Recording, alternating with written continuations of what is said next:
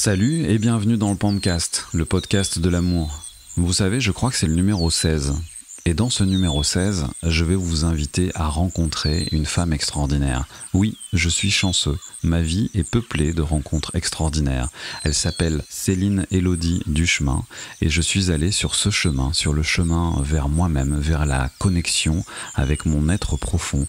Elle travaille sur l'alchimie émotionnelle et sur l'harmonisation du yin et du yang, mais pas que. Au sortir d'un stage absolument merveilleux sur 2 jours où j'ai pu vraiment aller explorer des recoins que je connaissais pas en moi, j'ai eu envie de lui donner la parole. Bonjour Céline Élodie. Et salut à toi Emmanuel. Bienvenue. Merci. Bienvenue dans le Pampcast. Dans le Pampcast. Ouais, yes. Le Pampcast. À la base, c'est un podcast qui parle d'amour. Ah, bah ça me va bien. Donc je vais rappeler le contexte. Ouais. On a vécu 2 jours ensemble intenses d'un stage que tu animes.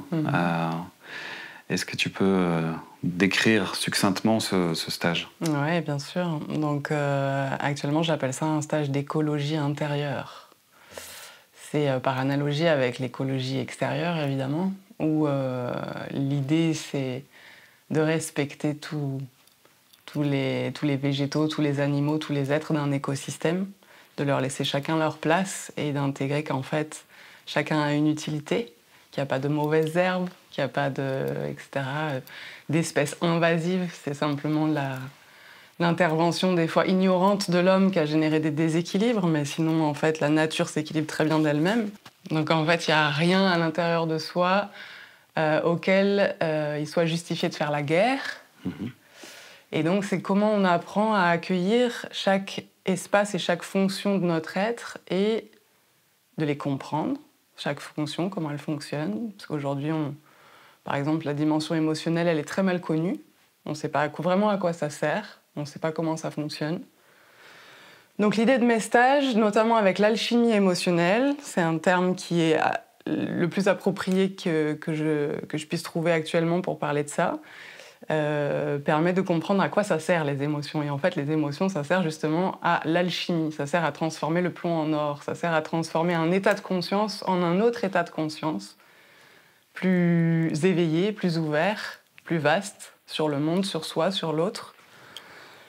Et ça, il s'agit de comprendre comment ça marche. Voilà. Donc c'est ça que je transmets principalement à travers des thématiques qui sont là, par exemple, le stage que tu as fait, c'était la thématique du féminin et du masculin, le couple intérieur, comment on équilibre nos polarités, qui sont nos polarités créatrices.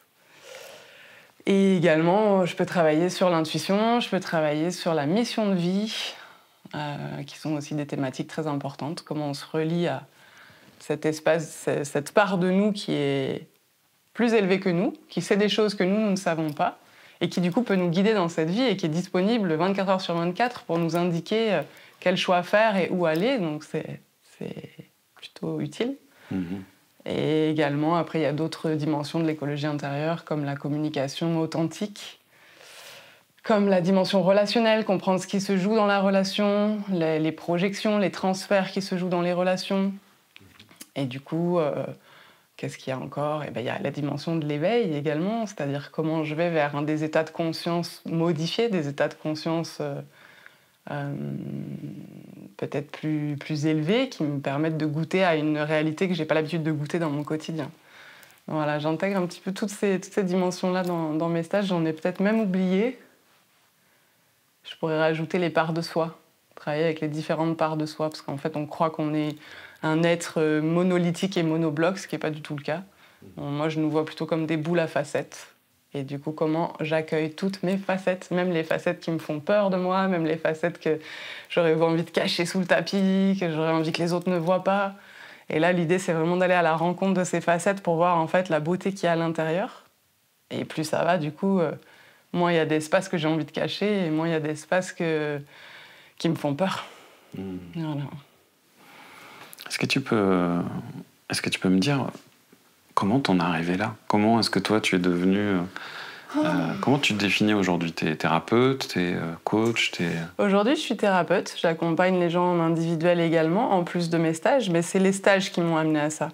C'est-à-dire que quand j'ai découvert, moi, toute la panoplie de ce que j'appelle l'écologie intérieure, ça a été tellement une révélation et tellement... c'est l'écologie intérieure de Yann Thibault dont je parle. C'est lui qui m'a transmis tout ça. Et pour moi, la synthèse qu'il a faite, c'est une synthèse extrêmement précieuse aujourd'hui. Parce que ça a été sélectionné, synthétisé par une grande intelligence. Et c'est extrêmement efficient. Tout ce qui est proposé, toutes les pratiques, tous les protocoles qui sont proposés sont extrêmement efficients. Quand j'ai rencontré ça, ça a été tellement efficace pour moi que du coup, je me suis dit, mais ça, j'attends ça depuis des années, il faut que j'en fasse profiter plus de monde. Donc du coup, j'ai animé des stages, j'ai commencé à co-animer des stages d'abord, en me formant. Et puis ensuite, je me suis mise à animer mes propres stages d'écologie intérieure, et ça fait 4-5 ans. Et, et puis de fil en aiguille, je me suis rendu compte que c'est bien les stages. J'avais un petit peu la naïveté de croire qu'on peut s'accompagner soi-même dans toutes nos difficultés, dans toutes les émotions qui remontent. Aujourd'hui, je ne pense pas que ce soit forcément le cas. On a beaucoup de blessures relationnelles qui se guérissent aussi via la relation, donc en thérapie, dans la relation thérapeutique, ou en tout cas dans une relation d'écoute et de compassion immense, ce qui n'est pas forcément dans le cadre de la thérapie, mais c'est rare de trouver ça en dehors. Et donc aujourd'hui, j'offre ça aussi, des accompagnements individuels pour pouvoir aller dans des problématiques personnelles plus précises que ce qu'on peut faire en stage, même si déjà en stage, on fait un gros travail thérapeutique. Et donc, si je comprends bien, c'est ce que tu viens du journalisme, c'est en t'intéressant à ces sujets-là que tu as eu, toi, envie de... Ouais, donc moi, mon fil conducteur depuis toujours, c'était comment on crée un monde meilleur. Comment on crée un monde qui soit respectueux de l'humain et respectueux du vivant dans son ensemble, pas seulement de l'humain, mais du coup du vivant. Voilà, le côté écologie de la planète, des animaux, des végétaux, des espaces naturels, etc. De l'eau, comment on prend soin de l'eau, comment on prend soin, bref, du vivant. Et au début, je cherchais beaucoup à l'extérieur. Je cherchais des réponses à l'extérieur en pensant que simplement le bon sens suffirait. Si on avait des solutions et des exemples et des modèles efficients dans le monde qui permettent de respecter la vie, bah peut-être que notre bon sens suffirait à suivre ces modèles-là. Donc je me suis consacrée à aller tendre mon micro en tant que journaliste radio à des personnes qui proposent des alternatives et une vie respectueuse, voilà, respectueuse du vivant, aussi bien dans l'éducation des enfants, aussi bien dans l'agriculture que dans l'habitat, dans la construction écologique, la construction passive, donc du coup les économies d'énergie. Comment je me suis intéressée donc à l'énergie, à la question de l'énergie libre, à la question également de la géobiologie. Bref, j'ai un petit peu creusé dans toutes les directions et petit à petit, je me suis rendu compte que même à mon niveau, en ayant la vie la plus respectueuse possible à l'extérieur, il y avait un endroit où peut-être j'avais encore du mal à me respecter moi à l'intérieur. Et où il y avait encore des tensions intérieures, des peurs, des conflits intérieurs. Et là, je me suis dit, OK, le travail, en fait, il n'est pas seulement à l'extérieur, c'est plutôt arriver à dénouer nos nœuds, arriver à se réconcilier avec toutes les parts de soi, arriver à permettre le déploiement de tout notre être, en fait, dans ce qu'il a envie de vivre, qui va permettre que l'on soit respectueux à l'extérieur et que, du coup, toutes ces pratiques-là, elles soient, voilà, qu'elles respirent avec quelque chose de fluide, parce que sinon on est dans un truc psychorigide où tout à l'extérieur est parfait, et puis à l'intérieur on est encore plein de colère vis-à-vis de ceux qui vont pas faire aussi parfaitement, par exemple. Voilà, ou qui vont pas respecter la nature, ou qui vont pas... donc voilà, c'est comment je vais aller écouter toutes ces parts de moi et tous ces reflets qu'il y a dans le monde de ces parts de moi. Ouais. C'est vaste, hein. C'est vaste, hein. C'est un vaste travail. J'ai aussi, moi, cette... comment dire, connecté avec cette dimension qui m'a raconté qu'en effet, pour grandir, on ne peut évoluer réellement que dans l'interaction, que dans la relation. et qu'avec cet effet miroir, en fait, qui peut y avoir entre deux êtres, enfin, qu'il y a systématiquement entre deux êtres. Du coup, c'est quelque chose qui m'a vraiment... qui a été une vraie révélation. Et, et quand je te vois aujourd'hui, la façon de t'impliquer et de transmettre, tu mets beaucoup d'amour dans ton accompagnement. C'est quelque chose qui est venu naturellement, que tu fais comme ça spontanément, que tu as travaillé Ben ouais, moi je crois que je suis un être d'amour comme nous tous. Simplement, peut-être j'en ai été un peu moins coupée que d'autres, selon les vies et les histoires que l'on a. Euh, Même si je m'en suis coupée aussi, parce qu'à l'adolescence, j'étais plutôt en prise avec ma haine et avec tout ça qu'avec l'amour. Mais au fond, la haine, c'est quoi d'autre qu'un amour qui veut se vivre et qui n'arrive pas à se vivre. Donc en fait, je crois que j'ai quand même gardé cette conscience-là de ce qu'il y avait dessous la haine, de ce qu'il y avait dessous la colère, de ce qu'il y avait dessous la révolte, qui était en fait une aspiration à vivre le beau, à vivre l'amour, à vivre la reliance, à vivre le juste, à vivre le respect, à vivre tout ça. Et, euh, et c'est clair que dans mes stages, en fait, moi, j'ai une passion pour l'authentique, j'ai une passion pour la vérité, j'ai une passion pour aussi là où on peut se montrer dans notre vulnérabilité, là où on peut se montrer dans notre vérité, donc. Et dans les stages, c'est un espace pour ça. C'est un espace qui est un cocon de bienveillance qui permet cela. Et ça me touche à chaque fois au plus haut point de voir les gens se dévoiler dans ce qu'ils ont de plus intime et de plus vulnérable. Et je trouve l'humain magnifique à cet endroit-là. Et donc ça me déclenche un élan d'amour à chaque fois.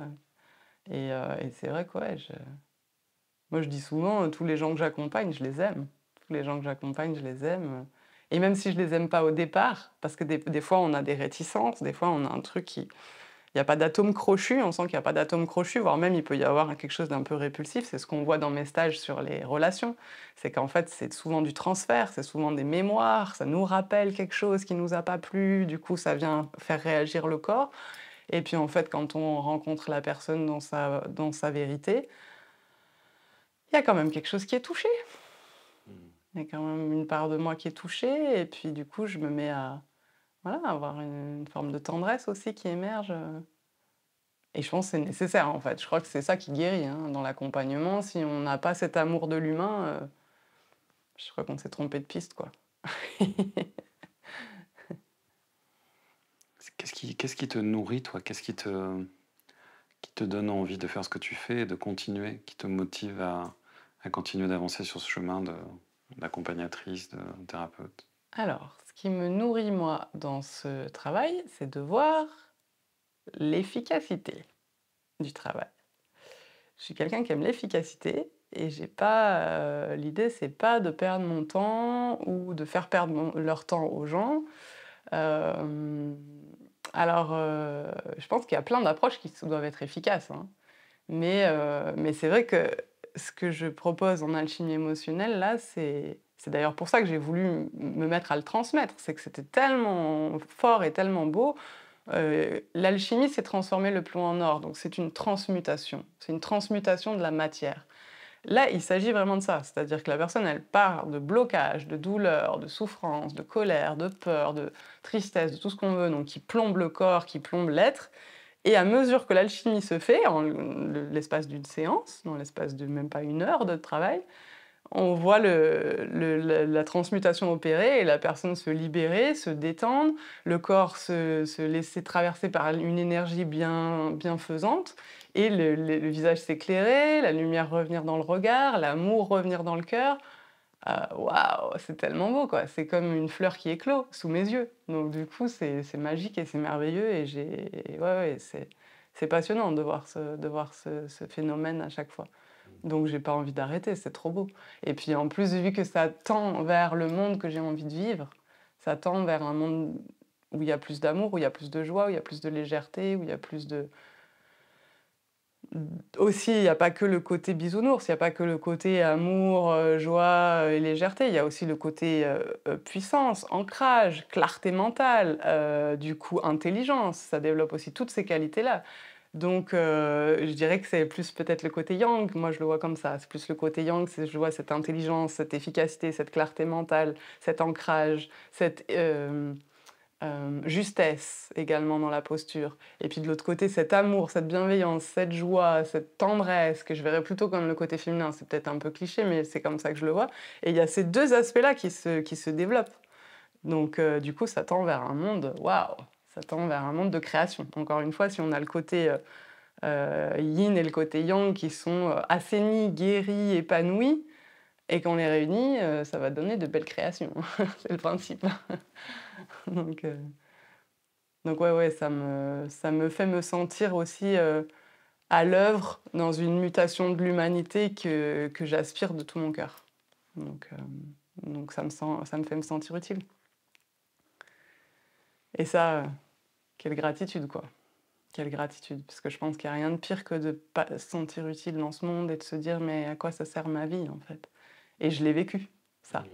C'est-à-dire qu'avant ça, j'étais là dans mon journalisme à faire mes émissions de radio et je ne savais pas si ça servait à quelqu'un, si quelqu'un les entendait ou pas. Et donc, ouais, tous ces questionnements sur est-ce que c'est utile ce que je fais. Et là, quand je fais ça, je vois que c'est utile, ouais.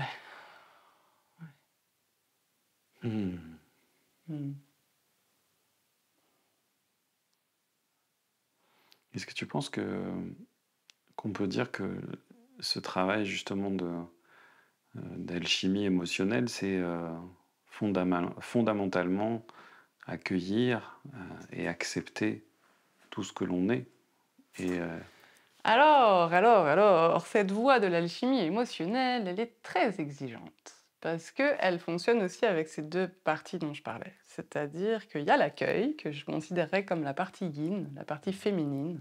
Il y a l'accueil. Mais l'accueil, des fois, ça peut entrer dans une forme de résignation.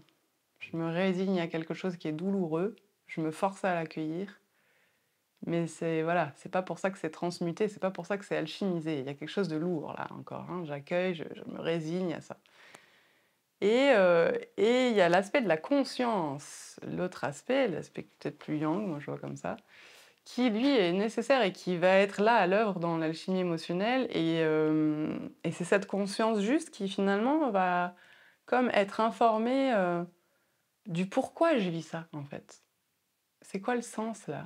C'est quoi le sens de vivre ça ? Mais le sens, le beau sens, quoi. Il y a quelque chose, il y a un dessin intelligent à l'œuvre dans cet univers qui fait que ce qu'on vit, même les pires souffrances, elles ont un sens. Elles ont eu un sens... ça veut dire un sens au niveau symbolique, au niveau, significatif, mais aussi dans le sens direction. C'est un sens. Ça m'emmène dans une direction. Donc ça m'emmène vers mon évolution. Et ça m'emmène vers une version 2.0 de moi-même. Donc une version encore plus épanouie, encore plus réjouissante. Donc ça, c'est chouette, ça, c'est la bonne nouvelle. Donc en fait, c'est pas une résignation, genre je me résigne à un truc difficile et c'est tout, et j'en reste là. C'est plutôt le fait d'accueillir et d'avoir cette conscience qui observe, qui regarde, qui reçoit l'info, qui fouille un peu plus loin, qui est guidée aussi par l'intuition, fait que à un endroit, ça devient hyper joyeux que d'accueillir ce que je vis parce que je capte le sens. On est des êtres d'intelligence, les humains. C'est ce qui aussi peut-être nous différencie des animaux, sans vouloir être dénigrante vis-à-vis des animaux, parce qu'en fait, il y a certainement une grande intelligence aussi qu'on n'appréhende que très peu. Mais on est des êtres de conscience. On se regarde agir, on se regarde faire, on se regarde ressentir, et on a besoin de donner du sens à tout ça. Donc, et là, l'alchimie émotionnelle, ça répond aux deux. Donc, tu vois, il y a l'accueil et le comment je donne du sens à tout ça. Voilà. Et je me permets juste de rajouter quelque chose. Je t'en prie. C'est que y a pas mal de thérapies, de psychothérapie. Pour moi, la psychologie un peu classique, elle cherchait le sens. Elle cherchait l'analyse. Elle analysait la chose pour donner du sens. Mais on restait à un niveau très mental de l'histoire. Et ça, tout seul, ça marche pas non plus. C'est-à-dire que je donne du sens à mon histoire, mais elle n'est pas guérie. J'ai tout compris à mon histoire familiale, j'ai tout compris pourquoi je ressens cette blessure d'abandon, cette blessure d'injustice, pourquoi j'arrive pas à prendre ma place dans la vie, ou pourquoi j'ai un problème avec le sexe, ou avec l'argent, ou avec je ne sais quoi. Ok, j'ai tout compris. Et alors, est-ce que ça change quelque chose? Ben non, ça change rien. J'ai tout compris, mais j'ai toujours les mêmes problèmes. Donc voilà, l'un sans l'autre ne fonctionne pas. Il y a la dimension du sens et il y a la dimension de l'accueillir dans le corps. Quand je dis accueillir, c'est dans le corps, c'est dans la matière, c'est là que ça se passe, l'alchimie. Donc c'est vraiment très psychocorporel cette histoire. Moi, mon approche, elle est psychocorporelle. C'est vraiment dans la sensation, dans les cellules du corps que la guérison opère. Voilà. Tu parles beaucoup d'intuition. Pour toi, l'intuition, c'est quoi? Bah pour moi, l'intuition, je la définis comme ça, c'est-à-dire c'est la part plus élevée de moi qui sait ce que moi je ne sais pas. Mais c'est quand même une part de moi. C'est bien mystérieux, donc je pourrais pas en dire beaucoup plus. Moi, j'aime pas me prononcer sur des choses où c'est mystérieux. Je préfère laisser le mystère, parce que sinon je trouve que ça devient une certitude qui va nous endoctriner encore une fois, et ça apporte pas, ça va nourrir des croyances, mais ça va pas forcément nous aider à ouvrir le champ des possibles.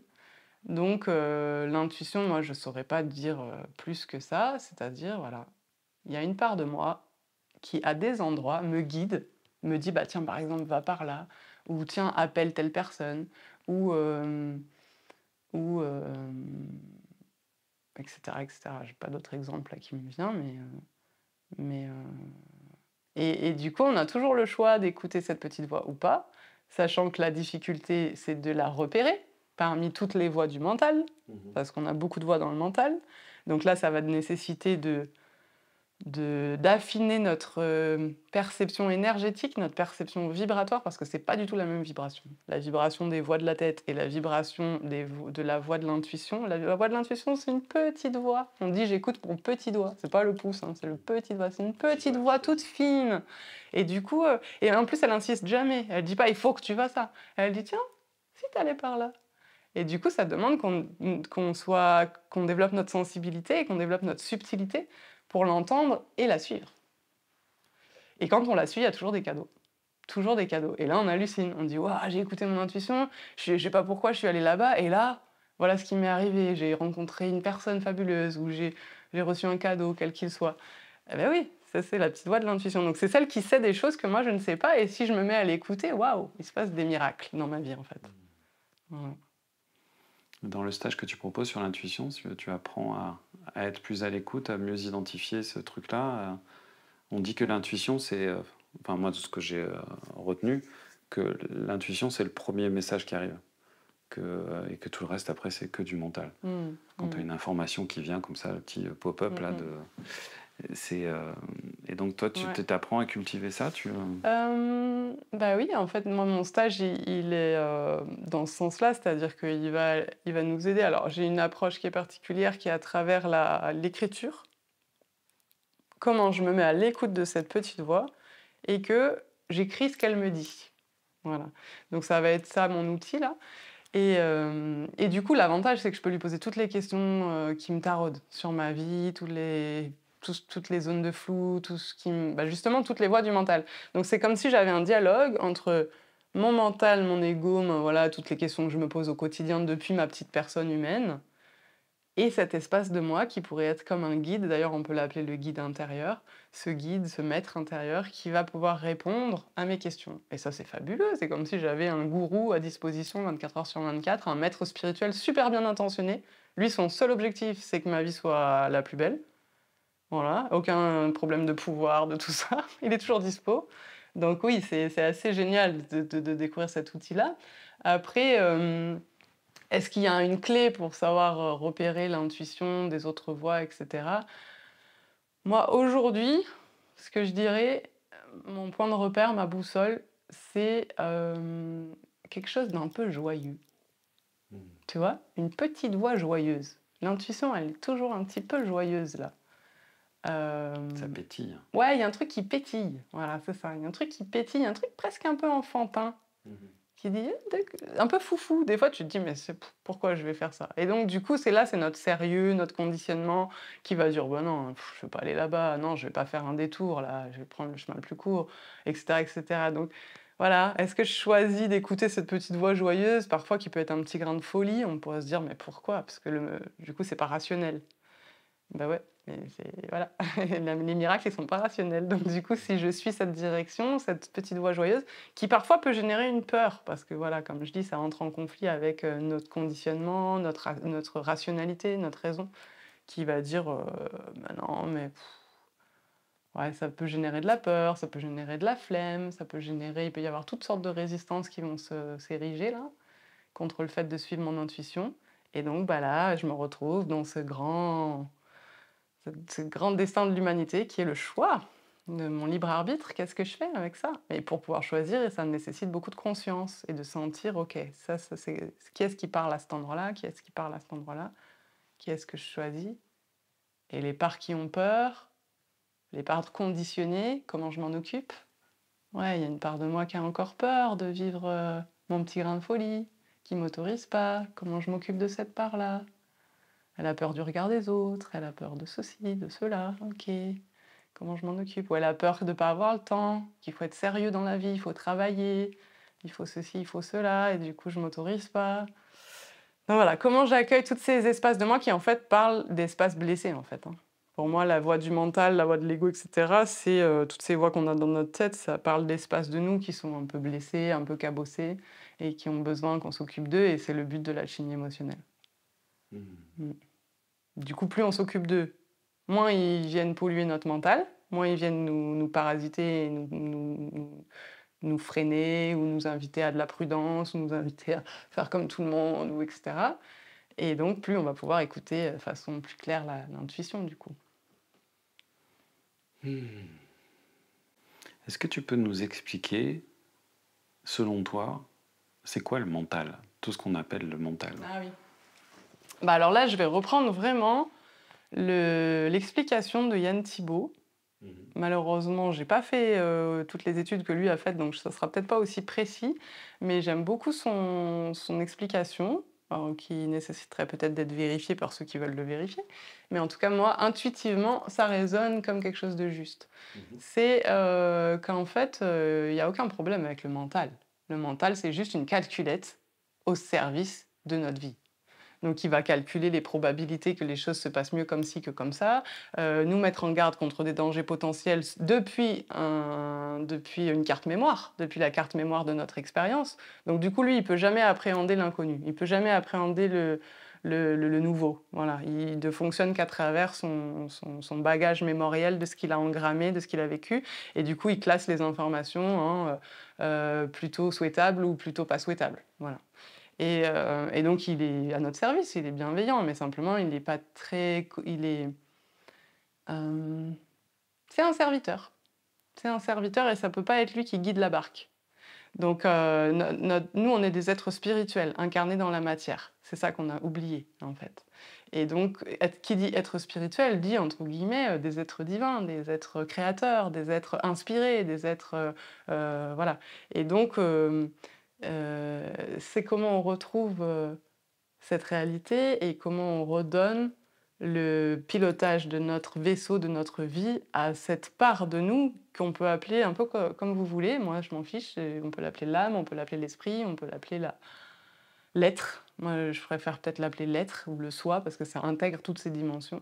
Et le problème dans notre vie, c'est que nous, on a oublié qu'on avait un être, qu'on avait un soi, qu'on avait cette âme ou cet esprit-là, et du coup, on laisse piloter notre vie par le mental. Donc, on fait que répéter des choses connues. Et on fait toujours la même chose. On fait la même chose qu'ont fait nos parents, qui ont fait la même chose qu'ont fait leurs parents, etc. Et du coup, ça donne des vies un peu moroses dans lesquelles on est frustré. Avec beaucoup de peur. Beaucoup conditionné par la peur. Donc, du coup, ces émotions, cette peur, eh ben, je m'en occupe. Je m'occupe de la peur, je m'occupe de la colère, je m'occupe de la frustration, je m'occupe de mes émotions. Et quand ces émotions, elles se transmutent, elles sont plus là, ça libère l'espace. Et comme par hasard, mon mental, déjà, il prend moins de place. Parce que finalement, quand j'ai plein d'émotions refoulées à la cave, elles poussent pour ressortir, pour que je m'en occupe enfin. Et leur façon de pousser, c'est de venir polluer le mental. C'est de venir polluer le mental, ce qui génère ce que dans la tradition indienne, ils ont appelé manas, c'est-à-dire un mental pollué. Et dans les traductions, et ça c'est ce que raconte Yann Thibault, dans les traductions anglaises, ils ont traduit ça par mind. En anglais, c'est l'esprit, c'est le mental, l'esprit, ils font pas beaucoup la différence dans la langue anglaise. Mais sauf que là, il s'agissait d'un mental pollué. Et donc, on a commencé à créer une espèce de lutte contre le mental, à dire oui, il faudrait s'émanciper du mental, etc. Mais en fait, c'est pas s'émanciper du mental, c'est guérir les émotions. Parce qu'une fois que les émotions sont guéries, elles arrêtent de polluer le mental. Et le mental, il est efficace pour savoir comment je vais faire ma quiche Lorraine, pour respecter la recette, ou pour aller faire mes courses, ou pour savoir dans quel ordre il faut que je fasse les tâches que j'ai à faire dans ma journée. Et du coup, il redevient un serviteur au service de mon épanouissement. Par contre, voilà, c'est mon être qui reprend les commandes, quoi. Ce que je vis, je le vis pour mon épanouissement. Et je ne me laisse pas freiner par les peurs. Quand il y a des peurs, je m'en occupe, je les alchimise. Et du coup, je passe à l'étape d'au-dessus. Pour résumer ça, je dirais qu'en fait, l'alchimie émotionnelle, ça permet de passer au niveau suivant du jeu vidéo. C'est-à-dire qu'on est dans une vie à un certain niveau du jeu vidéo, avec certaines possibilités, mais des limites. Et dès que je traverse mes émotions et que je les transmute, je passe à un niveau plus intéressant, avec plus de possibles, avec plus de joie et plus de responsabilité aussi. Donc le mental, c'est un peu le boss de fin de niveau, quoi. En jeu vidéo, à la fin du niveau, tu as toujours la bataille qui te permet de passer au niveau supérieur.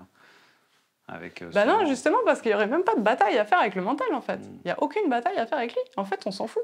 On s'en fout complètement du mental. On s'occupe des émotions. C'est ça le problème. Il n'y a pas de problème avec le mental. Je m'occupe des émotions. Il n'y a aucun moment où il faut savoir le remettre à sa place. Et bien, simplement revenir à mes émotions. Okay. Revenir à mes sensations. C'est le seul truc. C'est le seul truc. Il n'y a pas besoin de lutter parce que toutes les luttes, elles vont entraîner plus de bazar intérieur. Donc, il n'y a aucun besoin de lutter contre qui que ce soit. C'est simplement, je reviens à mes sensations, je reviens à mon corps, je reviens à mes émotions. Et c'est là que tout se passe. Après, évidemment, ça nécessite de savoir quelle posture juste adopter. Parce que sinon, évidemment, là, ça rejoint ce que tu dis. Le mental qui a peur, il va préférer me dire « Allez, viens, on regarde un film. Allez, viens, on va sortir voir des potes. Allez, viens, on va boire un coup. Allez, viens, on va fumer une clope. » que de rester avec mes sensations. Lui, il a peur de ça. Donc, ouais, voilà. À l'endroit où il faut être vigilant, c'est à cet endroit-là. Et du coup, dire « Ouais, mais moi, je sais que c'est là que ça se passe. C'est dans les sensations, dans les émotions que ça se transmute. Donc, tu ne me feras pas dévier. Je reste là. Et j'attends que ça se transmute. » Et parfois... quand on a des grosses vagues d'émotions, ça peut prendre un petit peu de temps. Donc, il faut être ferme. Et on a aussi le droit d'aller boire un coup. Et on a évidemment aussi le droit d'aller boire un coup. On peut même se faire une pause, se dire « je vais boire un coup et j'y retourne après ». Et si on parlait d'amour Bon, on fait un peu que ça depuis le début, mais... Ouais, carrément. Ouais, parce que tout ça, c'est l'amour de la vie, en fait. En fait, tout ça, c'est l'amour de la vie.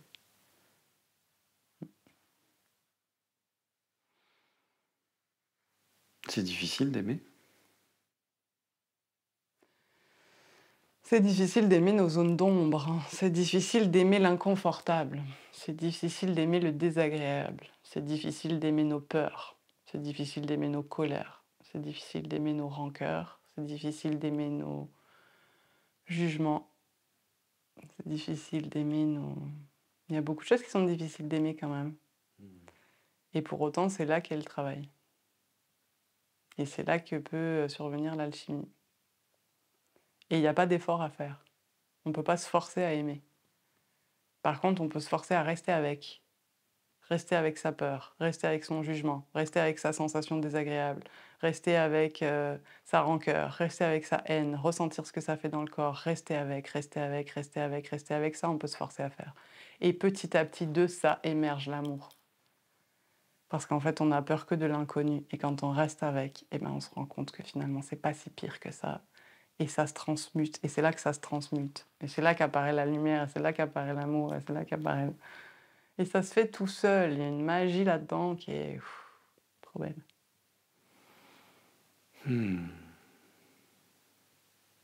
Qu'est-ce que tu penses de cette petite injonction qu'il y a dans le développement personnel, même peut-être au-delà, qui est presque une injonction sociétale, qu'on ne peut pas aimer l'autre si on n'apprend pas à s'aimer soi-même? Dans un premier temps, c'est pas forcément vrai parce qu'il y a plein de gens qui aiment les autres et qui s'aiment pas soi-même. Voilà. Et déjà plein de gens pour qui c'est plus facile d'aimer les autres que d'aimer soi-même, que de s'aimer soi-même. Mais est-ce qu'il s'agit du vrai amour? C'est ça. Ou est-ce qu'il s'agit du c'est ma façon d'attendre que tu m'aimes, c'est ma façon d'espérer que tu puisses me donner un retour? Parce que moi j'ai tellement de mal à m'aimer que si je t'aime, c'est plus facile et peut-être que toi tu vas m'aimer en retour. Donc peut-être que ça m'aidera à m'aimer moi.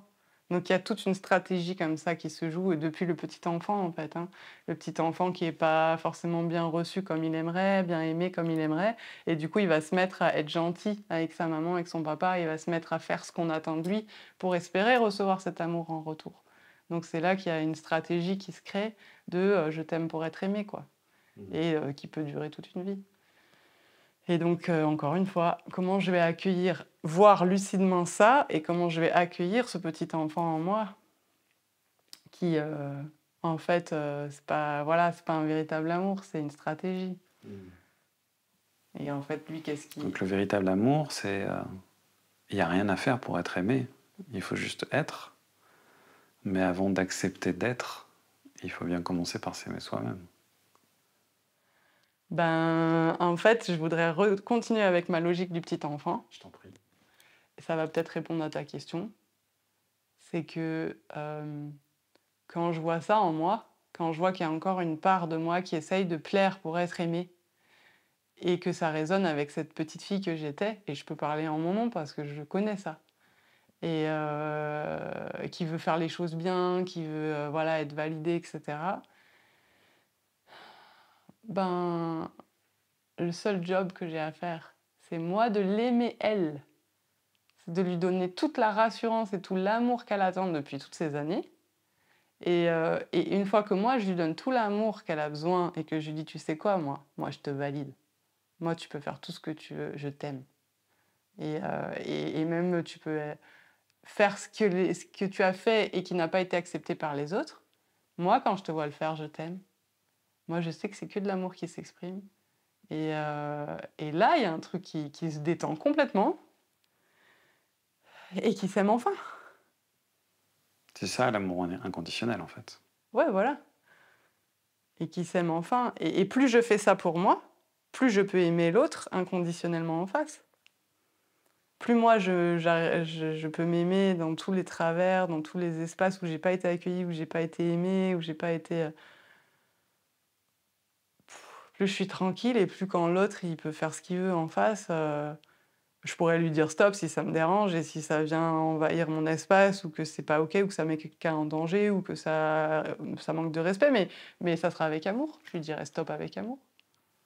Parce que je comprendrai que voilà, c'est OK pour lui, voilà, il a besoin de vivre ça.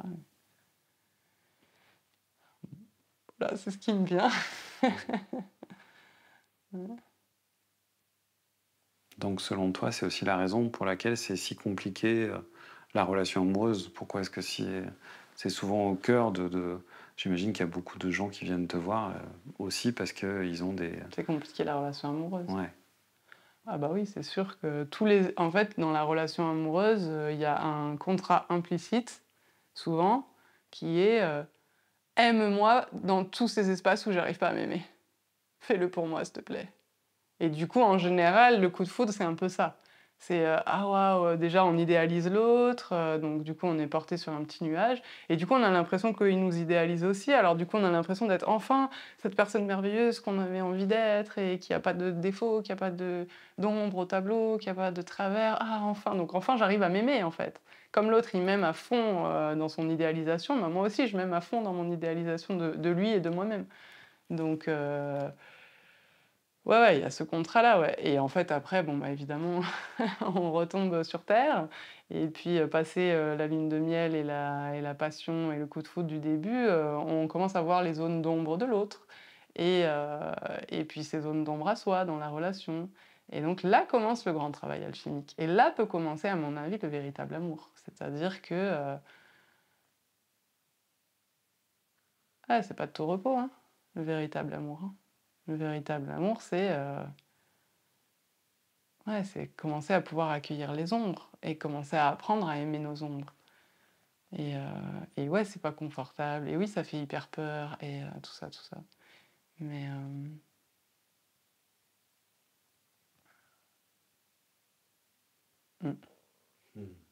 Mais pour moi, c'est ça l'amour, ouais. Est-ce que pour toi, là, dans cette façon enfin, peut-être que tu appelles l'amour vrai, il y a aussi... moi, j'ai la sensation, dans mon chemin, en tous les cas, que j'ai un peu mis de côté tout ce qui touchait à la séduction, parce que pour moi, j'ai fait un podcast là-dessus, du reste, c'est un peu du marketing, la séduction. Je te montre tout ce qui est il y a de plus brillant en moi, tout ce qui est toutes mes zones d'ombre, je les glisse sous le tapis. Et puis c'est pour ça que souvent il y a une date de péremption dans la relation amoureuse qui peut durer quelques mois et peut-être 3 ans. Cette fameuse barrière qui existe et que justement, pour aimer, il faut aussi être en capacité de dire, ben voilà, je suis ça. Je suis cette personne complexe qui a vécu toutes ces choses dans son passé, qui a cet héritage transgénérationnel, ces fardeaux, et accepter de se montrer vraiment en toute honnêteté dans tout ce qu'on est, y compris dans ce qui brille le moins, et qu'il n'y a que dans ces conditions-là que le véritable amour peut naître, et que c'est bien au-delà de cette volonté de plaire ou d'être séduit. Ouais, complètement, complètement, c'est exactement ça. Et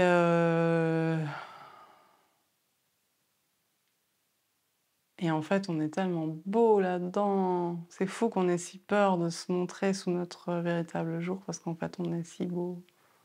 On est si beau là-dedans. Et je crois qu'il y a un truc naturel qui fait que ça ouvre le cœur de toute façon. Enfin, moi, je le vois dans mes stages.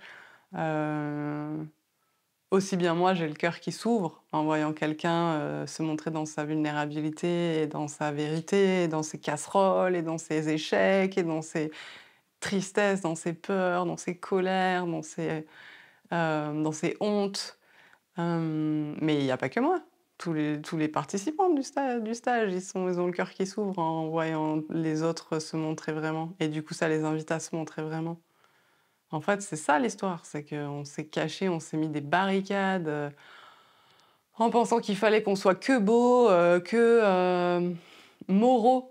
Parce qu'avec toute la tradition religieuse, quelle que soit la religion, il fallait montrer que le bon côté, hein. Il fallait surtout pas être mauvais. Et donc, du coup, on s'est créé des faux personnages. C'est ça qui a créé aussi l'ego. On s'est créé des avatars qui ne montrent qu'un côté de la pièce. Mais du coup, quand on commence à rentrer dans l'ombre, à aller rencontrer ce qu'on appelle nos ombres, on rencontre l'autre côté de la pièce et on découvre qu'on est des êtres infiniment complexes parce que paradoxaux. On a autant d'ombre que de lumière, on a autant de peur que de confiance, on a autant de générosité que d'avarice, on a autant d'amour à donner que de mépris, etc., etc., etc., etc.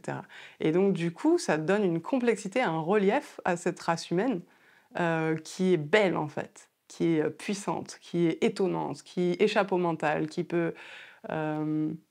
et qui en même temps du coup peut tout goûter, tout comprendre, tout ressentir. C'est waouh quoi. Et quand on commence à aimer ça, bah ça ouvre encore des champs à l'amour quoi du coup. Et en même temps, on rencontre des limites, et on rencontre plein de limites, et on rencontre les endroits où on n'arrive pas à aimer parce que là, ça dépasse nos limites, quoi. Les limites de notre conditionnement, les limites de nos peurs, les limites de...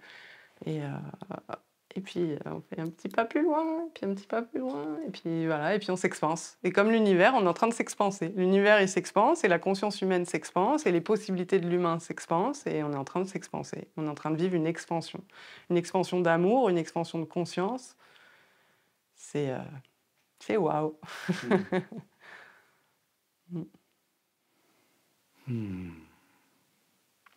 J'ai cru comprendre en regardant un petit peu tes différentes communications que tu étais assez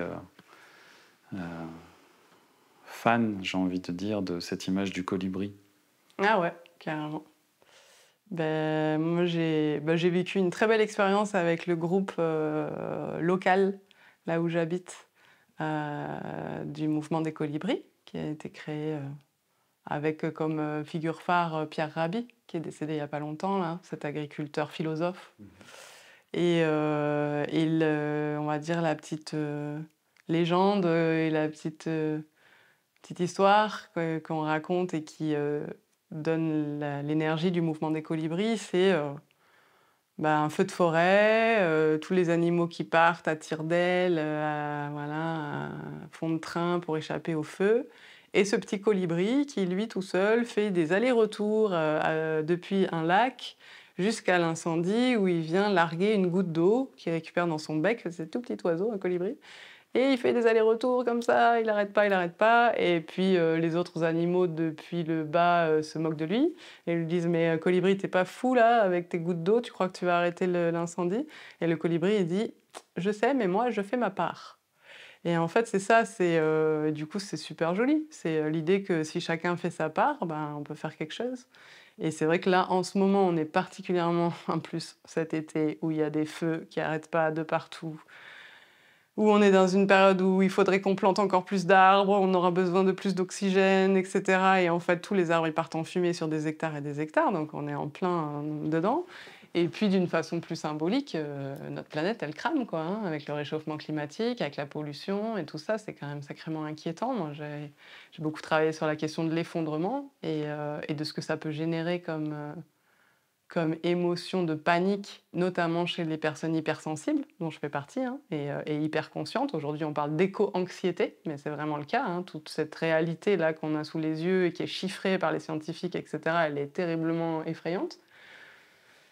Et du coup, ce petit colibri, lui, il fait sa part. Et c'est vrai que si chacun fait sa part, on peut vite le transformer en Éden, hein, ce monde, hein, et en paradis. Mais par contre, c'est vrai qu'aujourd'hui, je ne me leurre plus sur le fait que c'est des solutions extérieures qui vont nous permettre ça. Je vois bien que c'est la guérison intérieure de l'humain et un changement d'état de conscience qui va lui permettre de vivre en harmonie avec le vivant en lui et avec le vivant à l'extérieur de lui. Voilà. Donc pour moi, aujourd'hui... la façon la plus utile d'œuvrer, si je me sens comme un petit colibri, la façon la plus utile d'œuvrer, c'est vraiment à travers la guérison des êtres, à travers l'alchimie émotionnelle notamment, et puis j'ai d'autres outils. Mais ouais.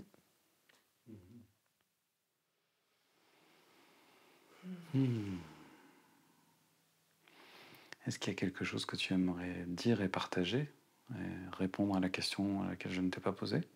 Oui, dans la foulée de ça, ça me donne envie d'ajouter que plus les êtres se guérissent, et plus ils s'alignent sur leur chemin de vie. C'est pour ça que moi je fais un stage sur la mission de vie. C'est plus les êtres guérissent leurs casseroles, guérissent leurs conditionnements, guérissent leurs peurs, etc., leurs blessures, moins il y a d'interférences avec ce qu'ils sont venus faire à la base, ce que leur âme est venue faire sur cette terre, sur cette planète. Or, si on s'est incarné à cette période particulière de l'humanité, où la planète est en train de cramer, et on est en train de tout déglinguer, c'est parce qu'on a des missions. On a des missions. Et on a des missions de transmutateurs, de dépollueurs, de guérisseurs. Il y a énormément de thérapeutes qui émergent, de plus en plus de thérapeutes qui émergent. C'est normal, on est sur une planète malade, avec une humanité malade. Donc on a besoin de plus en plus de thérapeutes, on a besoin de géobiologues, de communicants avec les animaux. On a besoin de tous ces nouveaux métiers qui émergent, qui paraissent un peu foufous dans un premier temps, mais en même temps qui sont les pionniers d'un nouveau monde pour moi, qui sont les pionniers d'un monde plus sensible, qui arrivent à communiquer avec les autres règnes, qui arrivent à communiquer avec les animaux, avec les arbres, avec les lieux, pour sentir ce qui est favorable aux vivants, ce qui ne l'est pas, les endroits qui peuvent permettre des régénérations, les endroits qui au contraire entraînent de la destruction et du compost. Et on a besoin de tout ça, mais du coup il faut éveiller une conscience là-dessus. Toutes les médecines qui existent pour guérir le corps, pour guérir les émotions, pour guérir tous les aspects de l'être. Donc voilà, donc vraiment c'est une invitation à s'occuper de soi, guérir ce qu'il y a à guérir, afin de se mettre dans sa mission de vie et de devenir plus utile pour cette grande transition qu'on est en train de vivre et que ça accélère le mouvement. Mais c'est déjà ce qui est en train de se passer. Mais voilà, s'il y en a qui sont dans ce questionnement, qui ne savent pas trop, avec des peurs, avec des culpabilités, avec des syndromes de l'imposteur, de ouais, j'ose pas, j'aimerais mais j'ose pas, et ben moi je suis OK pour vous accompagner. Si vous avez besoin d'un coup de main, on lève tous les obstacles à avancer vers votre mission de vie, et je crois que c'est ce que tu fais aussi toi. Voilà, donc voilà, on est nombreux et voilà, il faut y aller. Il faut y aller. Allons-y. Allons-y, ouais. Eh bien, merci pour ce chouette moment de partage. Et bravo. Bravo pour ton chemin. Et bravo d'oser. Bravo de faire partie de ceux qui accompagnent ce mouvement. Merci à toi de me donner l'occasion de m'exprimer. Et merci au chemin. Je fais un petit hommage à mon nom de famille. Merci au chemin, ouais, qui nous guide, qui nous emmène vers quelque chose de plus en plus beau. Moi, je le sens comme ça, en tout cas. Merci, Emmanuel. À bientôt. Ouais.